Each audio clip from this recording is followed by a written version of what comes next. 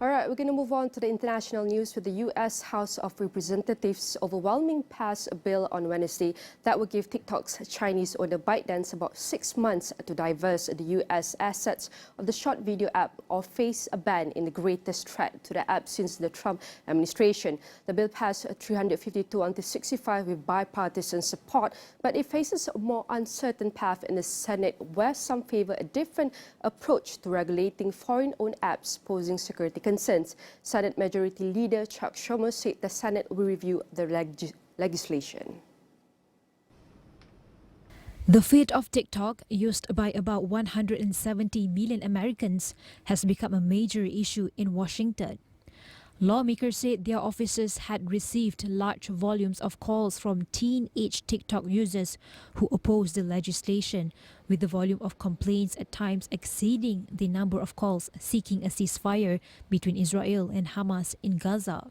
The measure is the latest in a series of moves in Washington to respond to U.S. national security concerns about China, from connected vehicles to advanced artificial intelligence chips to cranes at U.S. ports. Senate Commerce Committee Chair Maria Cantwell, who will play an important role in the Senate's next move, said she wants legislation that could hold up in court and is considering a separate bill, but is not sure what her next step is. The vote comes just over a week since the bill was proposed, following one public hearing with little debate and after action in Congress had stalled for more than a year. Last month, President Joe Biden's re-election campaign joined TikTok, raising hopes among TikTok officials that legislation was unlikely this year.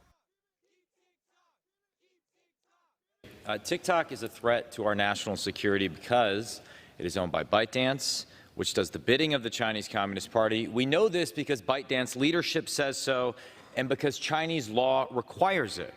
This bill therefore forces TikTok to break up with the Chinese Communist Party. It does not apply to American companies. It only applies to companies subject to the control of foreign adversaries defined by Congress. Unfortunately, when TikTok has appeared before Congress, whether it's before the House Energy and Commerce Committee or otherwise, it has not been candid, my friends. It has not been candid.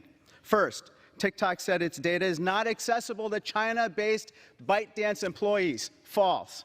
China-based employees routinely access this data, even unbeknownst to employees of TikTok USA. There are dangers that lie ahead in this. This is really about controlling Americans' data. And if we cared about Americans' data, then we would stop the sale of Americans' data universally, not just with China. There's some further issues. This is a Pandora's box. What's to stop Congress or the United States government in the future from forcing the sale of another social media company, claiming that it's protecting Americans' data from foreign adversaries?